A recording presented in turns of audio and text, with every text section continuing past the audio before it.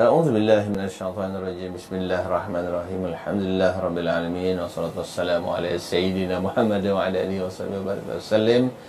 Alhamdulillah. Assalamualaikum warahmatullahi wabarakatuh. Assalamualaikum warahmatullahi wabarakatuh. Assalamualaikum warahmatullahi wabarakatuh. Alhamdulillah. Syukur kepada Allah Subhanahu wa taala kerana hari ini kita dapat berjumpa lagi. Jangan lupa subscribe kerana studio ya, kawan-kawan YouTuber semua, adalah ilmu untuk kita. Dan saya akan berkongsi pada hari ini berkaitan dengan satu ilmu yang hebat, iaitu adab menjaga orang yang sakit. Tuan-tuan dan puan, kita ini bukannya sehat selalu. Kadang-kadang kita sakit ya, dan kadang-kadang kita ada yang sakit teruk, ada yang sakit sederhana teruk, ada yang ringan-ringan lah. Itu perkara biasa. Dan sebenarnya itulah bagi seorang mukmin, dia adalah penebus dosa-dosa yang lalu. Ya Allah, ini dosa yang. Jadi tuan-tuan dan puan, kita kalau ada yang sakit ini, sebenarnya dalam Islam telah mengajar kita tentang adab. Adab adab, alif dal alif ba, adab Yaitu yang pertamanya kita boleh tahu di sini adalah tentang tuntutan menjaga orang sakit. Orang sakit tuan-tuan dan puan, dia perlukan perhatian daripada orang sekeliling. Kalau ada ibu bapa yang sakit, kita jagalah. Dia perlukan perhatian itu. Anak-anak yang sakit pun sama. Dia tidak boleh berjalan. Sekarang ini banyak penyakit dan perempuan di akhir zaman ini. Jadi Islam telah menggariskan beberapa panduan untuk kaum keluarga, sahabat ataupun jiran tetangga untuk menjaga pesakit-pesakit ini. Yang sakit kan kadang-kadang penyakit kanser, ada yang sakit tangan, sakit kepala dan sebagainya. Jadi hukum menziarahi dan menjaga orang yang sakit adalah fardu kifayah. Fardu kifayah dia punya hukum. Mana kalau ada orang sakit, tidak ada yang pergi menziarah, semua akan dapat dosa. Tapi kalau ada yang datang pergi menziarah, insya-Allah mudah dia semua akan tertanggung. Tapi fardu kifayah tuan-tuan, kita tidak boleh elak. Tidak bersama. Kita mesti kena bersama juga untuk fardu kifayah. Seperti solat Jumaat. Jemaah kan, solat Jumaat ini fardu kifayah. Kita mesti menjadikan solat jemaah ini sebagai perbuatan untuk kita mendapat itu pahala jemaah dengan pahala fardu kifayah itu dengan mewajibkan diri kita untuk berjemaah. Allahu akbar. Insya-Allah untung di surga pun insya-Allah kita akan masuk dalam surga Allah Subhanahu wa taala, insya-Allah. Jadi panduan dan adab bagi orang yang menjaga sakit. Orang yang sakit ini mesti kena jaga. Jadi bagaimanakah panduan dan adab menjaga orang yang sakit ini? Adab menjaga orang sakit yang pertamanya ada dari aspek rohani, memberi peringatan bahawa sakit adalah sebahagian daripada ujian. Sakit ini salah satu daripada ujian dari Allah Subhanahu wa taala. Yang keduanya adalah mengingatkan pesakit tentang solat fardu. Orang yang sakit ini menurut Islam, dia mesti kena tunaikan solat. Ada sebenarnya ustaz dahulu, dia beritahu bila dia beritahu yang dia sakit, lepas itu dia masuk hospital, dan baru dia tahu bahawa sepatutnya keperluan untuk alat tayamum kepada para pesakit di hospital. Jadi bertayamumlah. Sebab air tidak boleh sentuh, tayamum je lah menggunakan debu tanah. Boleh itu untuk solat. Kemudian membantu pesakit dalam menjalankan kewajipan seperti mengambil wudu. Kalau yang mengambil wudu lah. Okey? InsyaAllah.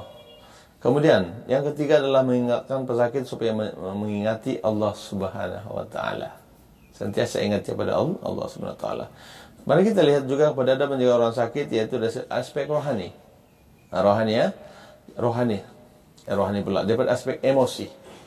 Subhanallah ya. Kalau emosi tuan-tuan, orang yang sakit ini dia selalu terasa. Jadi macam mana cara dia adalah menggunakan tutur kata dan bahasa yang lemah lembut. Assalamualaikum, sehat juga hari ini? Dia menanya, jangan yang Assalamualaikum, sehat juga hari ini. Nanti bahaya tu kan, bertambah sakit lagi pula. Yang kedua dalam aspek emosi adalah memahami keperitan menanggung kesakitan. Tuan-tuan, bila kita melihat pada orang yang sakit ini, kita pergi melawat, kita akan tahu bahawa dia sedang sakit ataupun dia terkadang tidak sakit. Allahu akbar ya. Kemudian melayani pesakit dengan mesra dan menunjukkan muka yang manis. Bukan taruh gula di pipi. atau di muka nih, tapi senyumlah. Senyum itu sedekah. Dia akan menggembirakan orang, subhanallah. Dan sabar mendengar rungutan dan tingkah laku pesakit. Orang yang sakit itu macam-macam dia akan cakap. Dan apalagi yang sakit sudah berbulan-bulan, berminggu, berhari, berminggu, berbulan kan, bertahun, masih ada. Jadi sabarlah mendengar rungutan di orang ini. Kemudian dari aspek fisikal pula ya, panduan apabila kita menjaga orang sakit ialah memastikan pesakit bersih tubuh badan, pakaian dan tempat. Pastikan dia punya semua perkara itu ialah dalam keadaan yang baik fisikal. Jadi menghantar pesakit ke tempat perawatan yang sesuai. Tadi kalau sakit contohnya sakit pening kepala, hospital lah kan. Kita akan bagi obat. Kita hantarlah di situ. Kemudian mengingatkan pesakit untuk makan obat mengikuti jadwal. Suruh makan obat ya, ikut jadwal. Bertanya tentang keperluan dan keinginan. Apa yang kau mau lagi ni? Bertanya ialah. Kemudian ada menziarahi orang sakit. Contoh nama puan. Bila kita hendak melawat orang sakit, dia masih ada adab.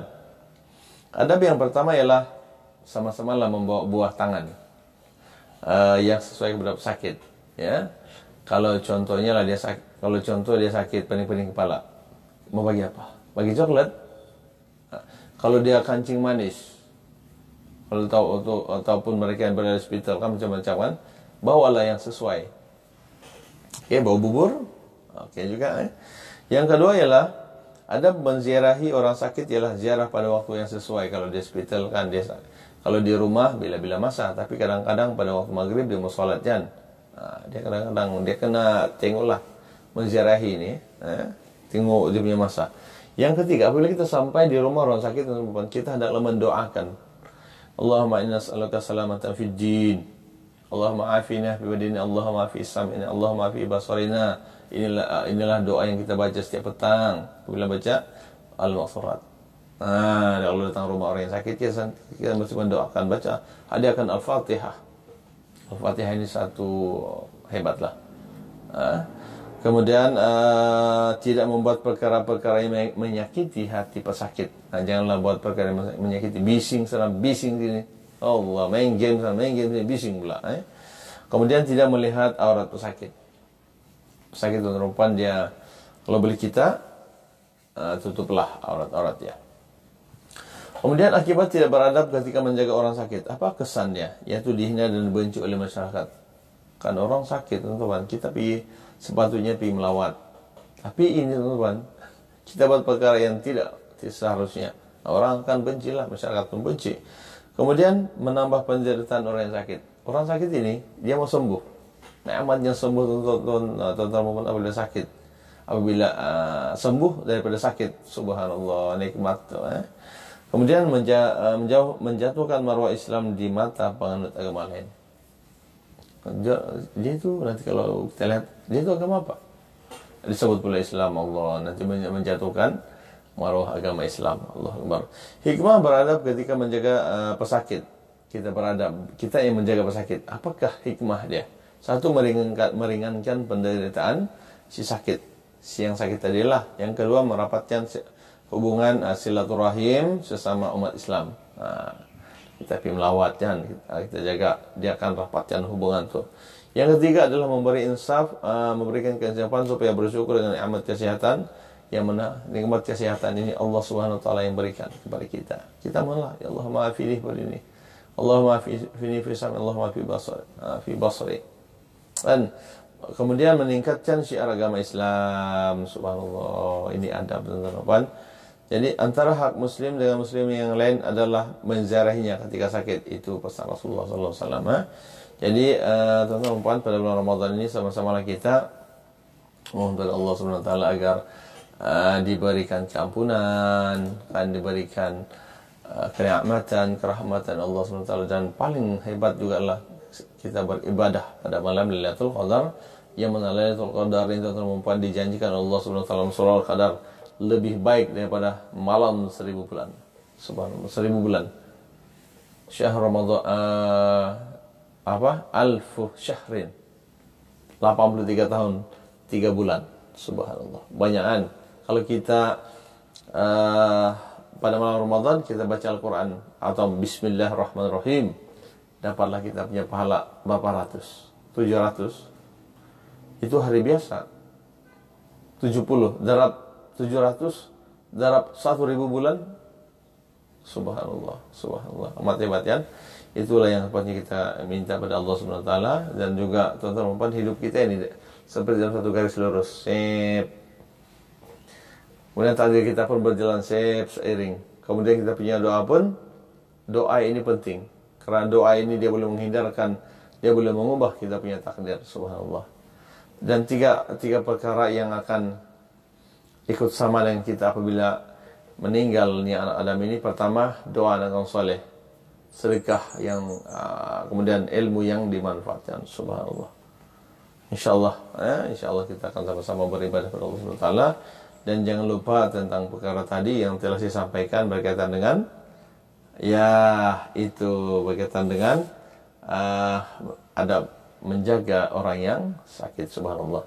Jadi yang baik itu adalah Allah Subhanahu wa taala, yang kurang kepada diri saya sendiri. Aku qouli hadza astagfirullahalazim li wa lakum wa li sa'iril muslimin muslimat bi rahmatika ya arhamar rahimin. Wabillahi taufiq wal hidayah. Assalamualaikum warahmatullahi taala wabarakatuh. Dan jumpa lagi, jangan lupa subscribe Kiranau Studio. Sekian.